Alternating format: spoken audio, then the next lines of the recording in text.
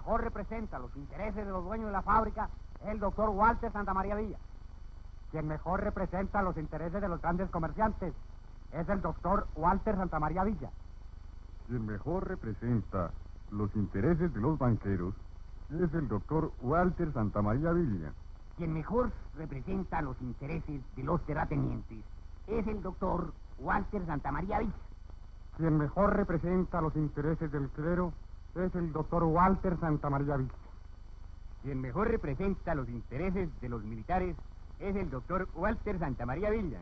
Quien mejor representa los intereses de los políticos es el doctor Walter Santamaría Villa. Y además tiene las siguientes cualidades. Es joven, obediente y servicial, católico, buen mozo y enérgico.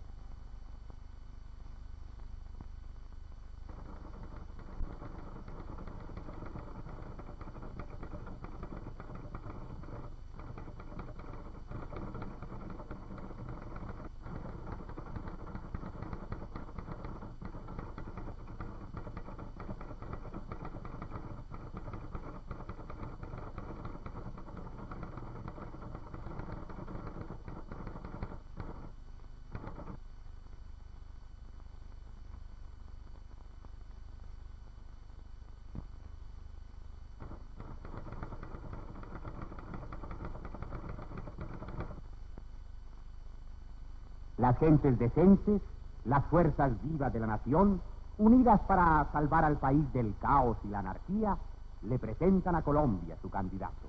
Pueblo de Colombia, este es nuestro candidato. Ahora pueden elegir.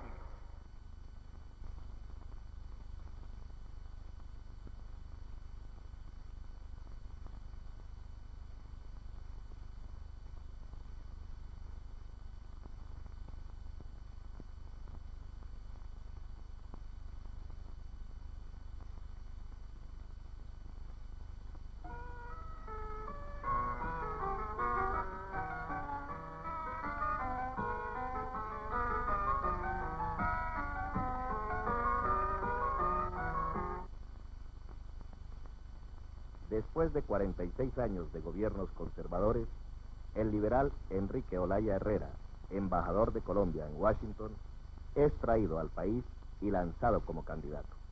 Los conservadores votaron divididos por Guillermo Valencia y Alfredo Vázquez Cobo, y Olaya ganó.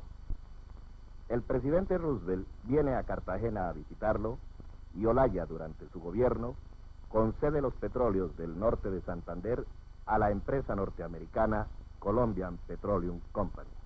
En 1931 se inicia la llamada Guerra con el Perú. Las señoras regalan sus joyas y el pueblo entonces sí es convocado a las calles, estimulando un patrioterismo nacionalista. Estos eran los avisos que las revistas publicaban y como gran conclusión de la guerra, el liberalismo se fortaleció en el poder. Para 1934, el pueblo conservador, por orden de su jefe único, Laureano Gómez, no vota, y el liberal Alfonso López es elegido presidente. López, típico reformador y descendiente de una familia de banqueros, reforma la Constitución del 86 para crear instituciones políticas acordes al desarrollo del país y de las nuevas clases sociales, dando a esto el pomposo nombre de Revolución en Marcha. Pero la dependencia económica, política y cultural al imperialismo frustra este intento de revolución democrático-burguesa. En 1938 es elegido el liberal Eduardo Santos en comicios en que el pueblo conservador no participa. En 1942 el liberalismo se divide. Los conservadores votan por el ala derecha del Partido Liberal, pero López vuelve a ser elegido presidente.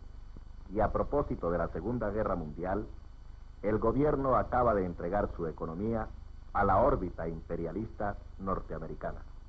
López, ante su desprestigio, renuncia a la presidencia y lo reemplaza su secretario Alberto Lleras Camargo. Se afianza con fuerza incontenible el liberal Jorge Eliezer Gaitán, líder popular que interpreta las aspiraciones del pueblo. Entonces la oligarquía del Partido Liberal impone la candidatura de Gabriel Turbay, ex embajador en Washington, El conservatismo gana las elecciones alrededor de Mariano Ospina Pérez, dueño de una de las más grandes fortunas del país. El 9 de abril de 1948 es asesinado Gaitán en Bogotá. La función del gobierno dictatorial hoy ha llevado al máximo. La violencia oficial se generaliza en todas partes y los campesinos comienzan a organizarse en grupos armados. Se disuelve el Congreso y se inaugura la tenebrosa política de gobernar a sangre y fuego. El pueblo liberal no vota en las elecciones del 50 y así se posesiona en la presidencia Laureano Gómez, un activo representante del fascismo.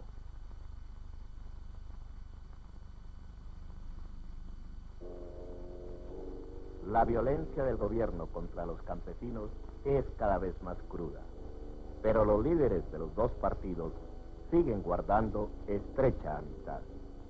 Colombia, para congraciarse con los Estados Unidos, manda ejército a la guerra de Corea.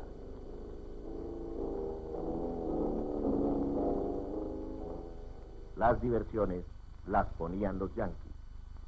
Roberto Urdaneta Arbeláez reemplaza a Gómez, quien ha tenido que fingir enfermedad para retirarse de la presidencia. La aniquilación sistemática del pueblo, en lo que se llamó la violencia, continúa.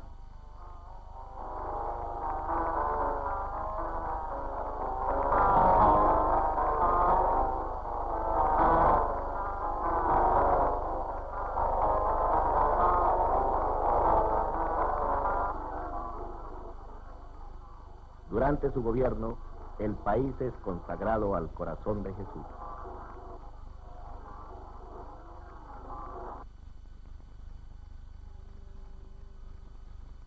Ante la lucha de un pueblo en armas que podía tomar el poder, la oligarquía organiza un golpe de Estado y coloca en el gobierno a un oscuro general, Gustavo Rojas Pinilla.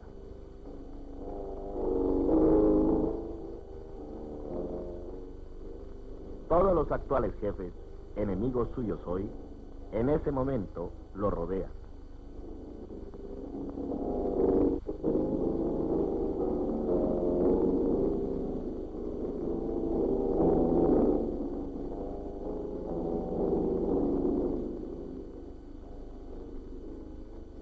Rojas reúne una Asamblea Nacional Constituyente y se hace nombrar presidente.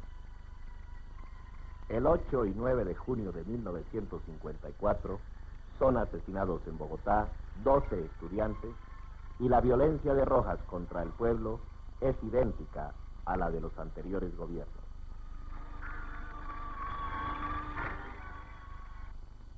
Las ambiciones personalistas de Rojas se constituyen como una fuerza paralela a la oligarquía, no opuesta a ella en favor del pueblo, sino en los grandes negociados.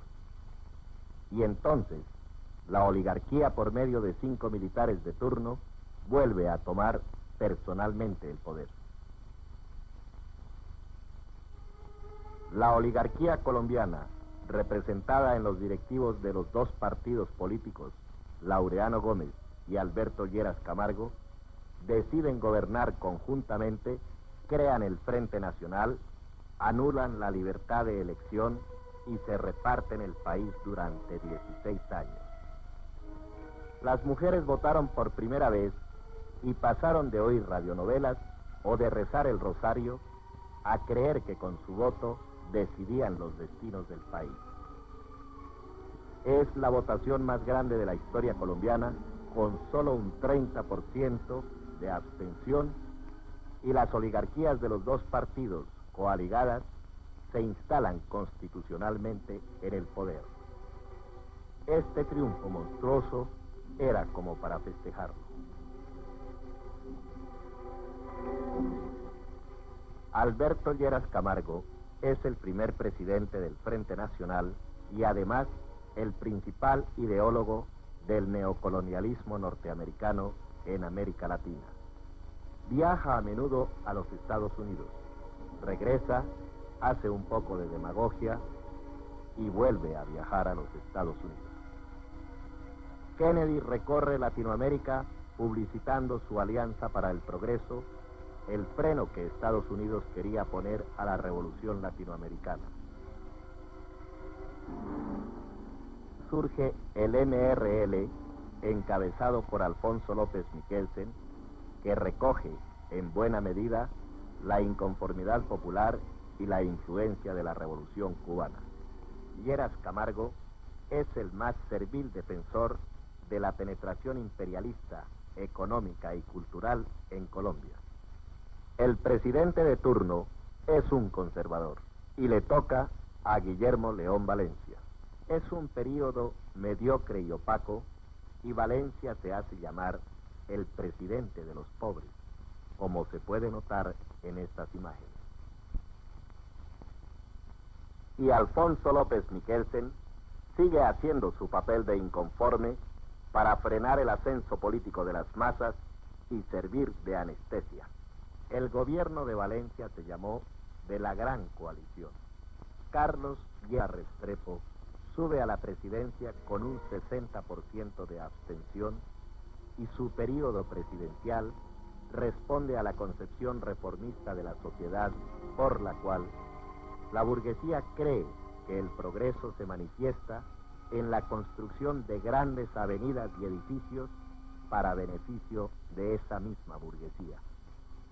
Dentro de este marco progresista, el Papa viaja a Colombia al Congreso Eucarístico y Alfonso López Michelsen por fin se quita la careta. De defensor del castrismo, pasa a colaborar con el gobierno y acaba abrazado con Nelson Rockefeller. Después de tantos viajes de la oligarquía a los Estados Unidos, Colombia, en 1969, es simple y llanamente una neocolonia del imperialismo norteamericano. Fin del Frente Nacional. Los colombianos nuevamente podrán votar, pero no elegir.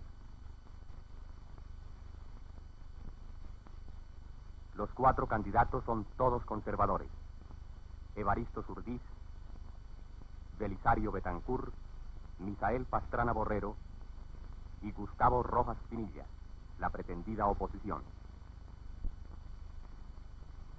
Con la nueva generación colombiana, que ha venido casi ausente del poder, de los empresarios, de los profesionales jóvenes, de los dirigentes de los trabajadores, los estudiantes, hay una nueva clase colombiana, para usar esa expresión de Gilas, hay una nueva clase colombiana que está ausente de esos mecanismos, quizá por su discolía, quizá por su insumisión. No se le oye, no se le consulta, no se le pregunta. Como estamos gobernando sobre la base de lo que el senador Fulbright llamaba la arrogancia del poder, estamos gobernando también sobre la base shakespeariana del monólogo del príncipe Hamlet y no del diálogo que crea. Entonces, pues ¿para qué descender a consultarle a la comunidad y a consultar esos núcleos de profesionales, de empresarios jóvenes, esos líderes estudiantiles o líderes de los trabajadores, pues la clase media?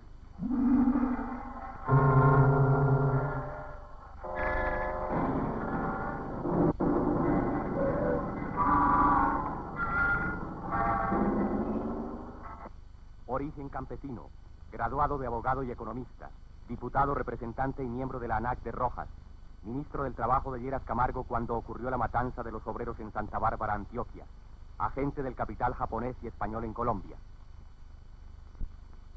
Mi candidatura no es ni ha sido regional. Deliberadamente se ha querido tergiversar el sentido de esa candidatura. Mi candidatura lo que es descentralista, en cuanto quiere que la gran capacidad de decisión que tiene este país no sea tomada en un mismo sitio ni por unas mismas manos. Cuando yo digo que soy descentralista, no estoy tomando una postura demagógica. Político de profesión, concejal, diputado, representante y senador, ministro del Trabajo, Justicia y Salud, Contralor General de la República y 2 veces procurador, ganadero y cultivador de caña. Murió a fines del 70.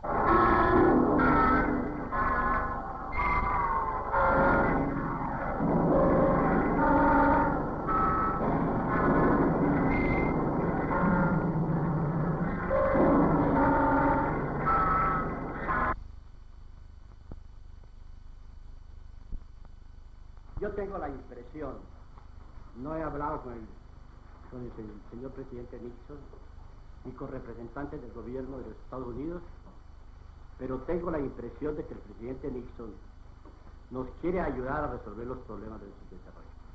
Yo tengo la impresión, no he hablado con el señor presidente Nixon ni con representantes del gobierno de los Estados Unidos, pero tengo la impresión de que el presidente Nixon nos quiere ayudar a resolver los problemas del subdesarrollo.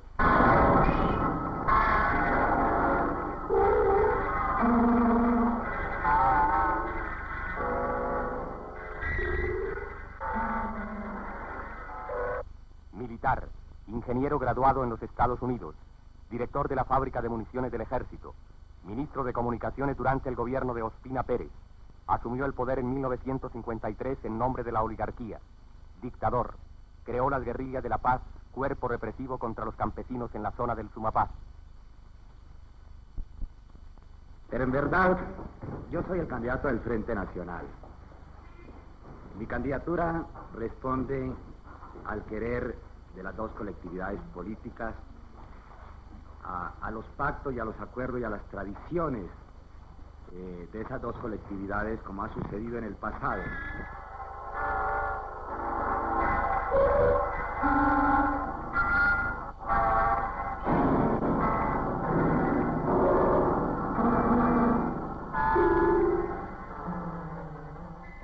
¿Cuánto costó esta propaganda y de dónde salió el dinero para pagarla? Yo lo diría, pero para mí es muy difícil decirlo por esto.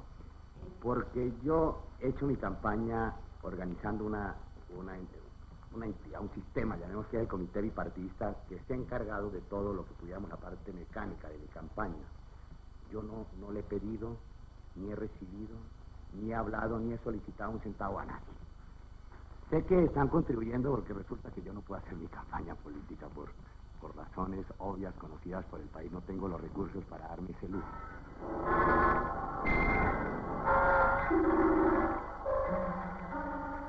Secretario de Ospina cuando comenzó la violencia en 1947. Fundador y vicepresidente de la Corporación Financiera Colombiana. Presidente de Celanese después de Lleras Restrepo. Consultor de las empresas Morris Good y compañía. Consultor del Consorcio Cervecero Colombiano. Consultor de las firmas Sedalana y Chayo. Embajador en Washington.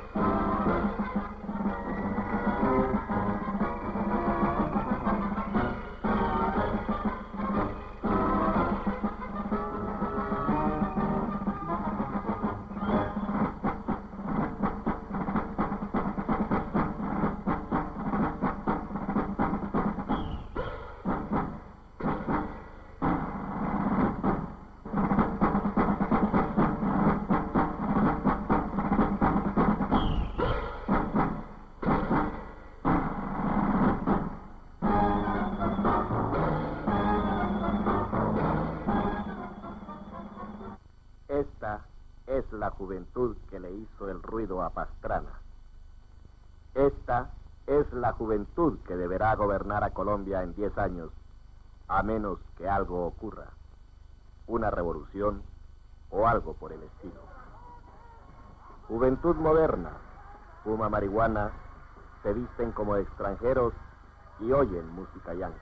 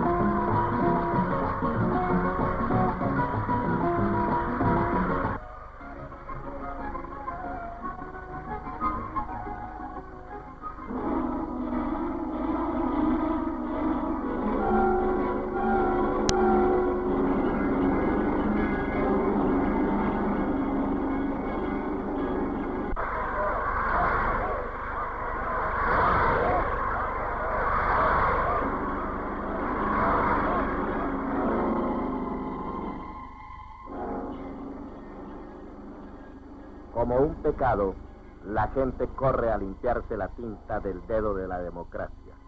No tanto como para que el lunes no quede un vestigio que atestigue su patriotismo ante los jefes de la oficina, que pueden hacerle perder el puesto si consideran al empleado un rebelde o un inconforme.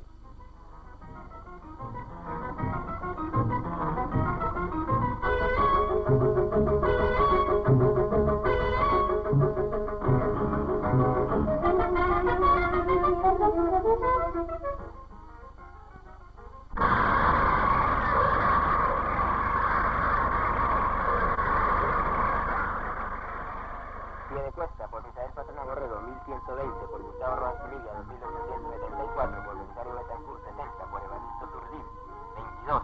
Puerto Wilches, por Misael Pastrana Borrero, 354, por Gustavo Rojas Pinilla, 1785, por Belisario Betancourt, 12, por Evaristo Turdín, 39.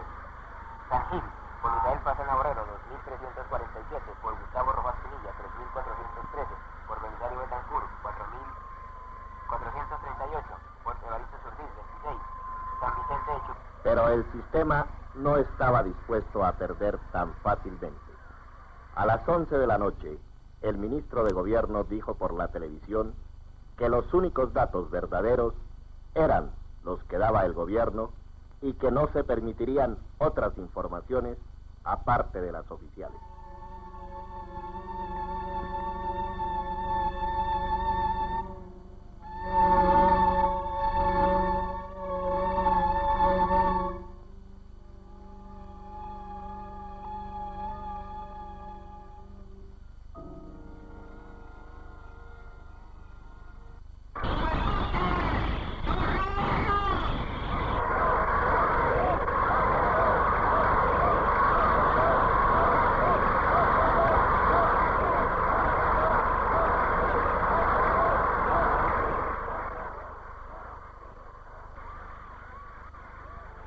Y comienzan los discursos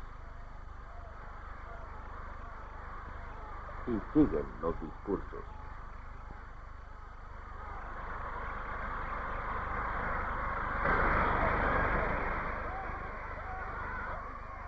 María Eugenia Rojas promete la lucha definitiva al lado del pueblo, pero no volverá a aparecer en la calle con sus electores.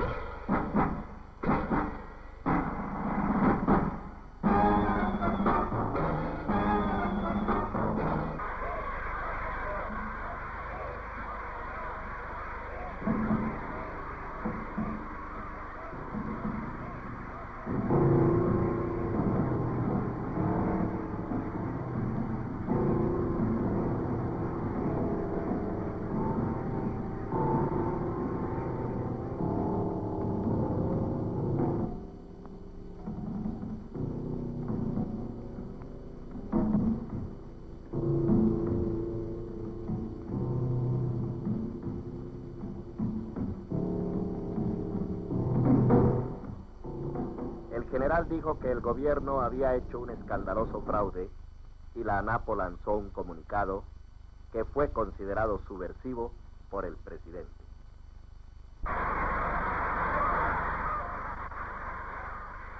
El martes, los rojistas adoptaron una nueva técnica. Arrancaron arbustos y con eso salieron a destruir el sistema. Y volvieron los discursos. Pero esta vez había un elemento nuevo. Agentes de la CIA, agentes yanquis de espionaje.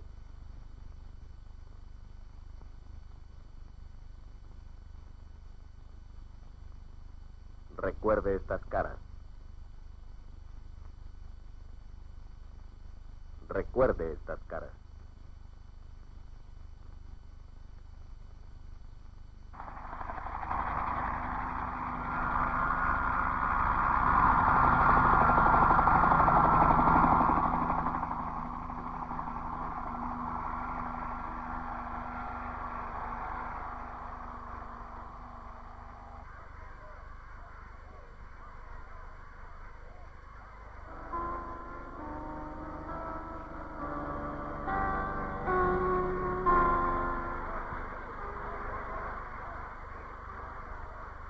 Pero el gobierno no estaba dispuesto a que esta agitación perjudicara por mucho tiempo a los pequeños burgueses comerciantes de la zona. Entonces, ordenó disolver definitivamente esa muchedumbre sin detenerse ante inofensivos pañuelos blancos o verdes ramos. Bastaron pocos caballos para disolver esta masa vociferante y desorganizada. Solo quedó un banco volteado, una calle desierta y unos pocos policías contusos. El juego democrático tiene sus consecuencias. Cuando se entra en el juego democrático se tiene que estar resuelto a acatar el resultado de las cosas. Y mil gracias, repito de nuevo, ciudadanos y ciudadanas de una Colombia libre y democrática. Y amigas y amigos, mil gracias.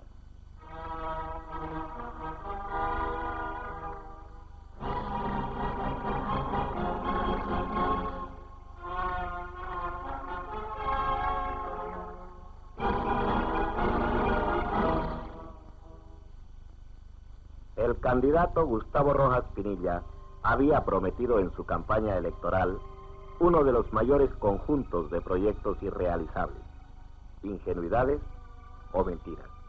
Rebajar el dólar al nivel del peso. Lo que a mí me interesa es el colombiano que quiera ayudarme a resolverle los problemas al pueblo y evitar la lucha de clases. Se proclamó enviado de Dios. Yo no llamo oligarca a un individuo que tenga dinero. Aseguró menos impuestos y mejores salarios para todo el mundo. Pero una vez conocidos los resultados de unas elecciones que el sistema colombiano constitucionalmente no podía perder, siguió el camino típico de los demagogos populistas. Aseguró que lo habían estafado. Lanzó proclamas incendiarias. Incitó a la violencia callejera irracional. Aseguró tener una fuerza de choque para defenderse. Prometió estar siempre al lado de sus electores, pero nunca salió de su casa. Se declaró y puso cara de vencido por fuerzas superiores. Se enfermó y viajó a los Estados Unidos, refugio ideal de todos los de su clase.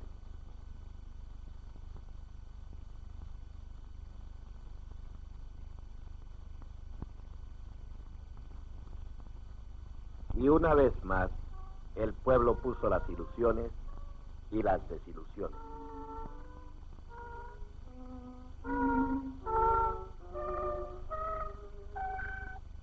Al año de estas manifestaciones, la Alianza Nacional Popular, ante la quiebra indudable de los partidos liberal y conservador, probando una vez más su total sometimiento al sistema que dice querer cambiar, y en particular a la forma electoral de tomar el poder, que ya una vez le demostró su fuerza, proclama la creación del partido de la ANAPO ciñéndose estrictamente a las reglas del juego que el sistema burgués prefiere. Ante el empuje revolucionario del pueblo, la ANAPO se pone a tono explotando deshonestamente a los más genuinos representantes de la revolución latinoamericana.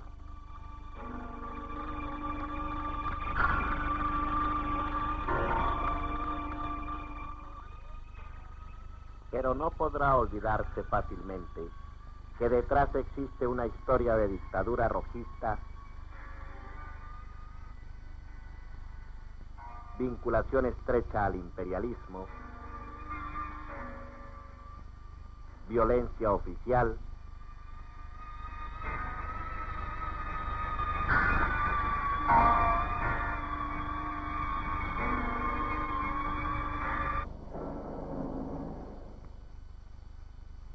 y la demagogia populista más peligrosa de los últimos tiempos en Colombia.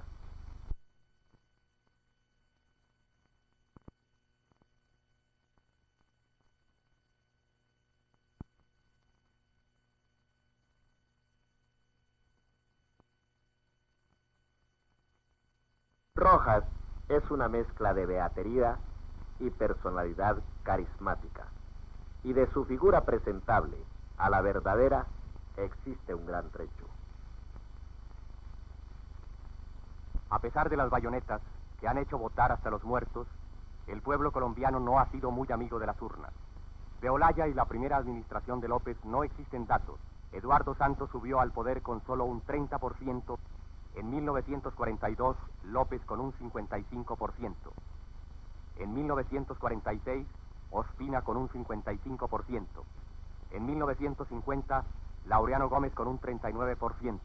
En 1957 es el plebiscito y vota un 68%. En 1958 sube Lleras Camargo con un 57%.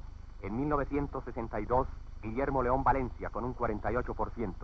En 1966, Carlos Lleras Restrepo con el escaso apoyo de un 40%. Y en 1970, a pesar del aumento de la votación, Pastrana es elegido presidente con un 50% de abstención. En los últimos 40 años ha habido 11 elecciones y 20 presidentes. Solo en 3 ocasiones el pueblo ha elegido con la aparente libertad democrática. Resultado bastante pobre para tanta demagogia engañosa.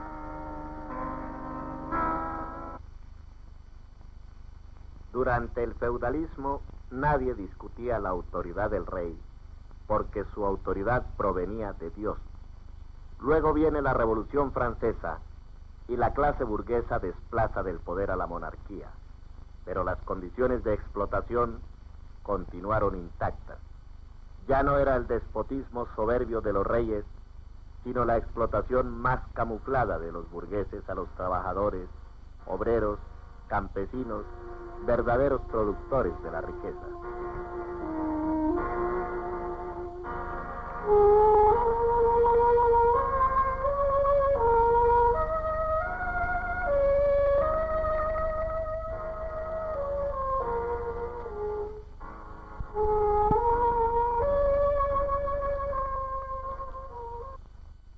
El gobierno del Estado moderno representativo no es más que una junta que administra los negocios comunes de toda la clase burguesa, decía Marx.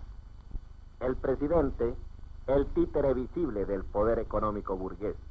Los congresistas, senadores, representantes, diputados, concejales, los payasos que se prestan para crear la ilusión de que el pueblo está representado en el gobierno.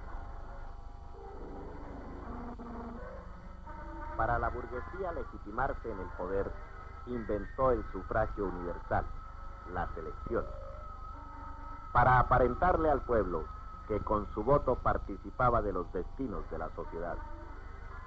Por eso la burguesía es la primera en ir a votar y por eso la Iglesia, siempre defendiendo sus mismos intereses, amenaza con pecado el no votar. Para quedar jurídicamente instalado en el poder, el sistema burgués necesita de la suma de muchos votos. Pide por todos los medios que se vote, aunque sea por los enemigos aparentes como Rojas, pero que se vote. Sin votos quedará sin mucho piso legal, pero con el poder económico y represivo intacto. Una muchedumbre haciendo la B de la victoria, agitando pañuelos contra rifles o haciendo discursos en las calles, no derroca un sistema ni un gobierno. Puede ya definirse que las elecciones no son la forma para que el pueblo se instale en el poder. Solo el pueblo, asimilando esta y otras experiencias anteriores, podrá adelantar el camino efectivo y revolucionario que lo conducirá a la toma del poder para que la próxima generación de colombianos no sea de esclavos. Para destruir la explotación del hombre por el hombre, deberá saber con claridad en dónde está la verdadera vanguardia que hará la revolución en Colombia.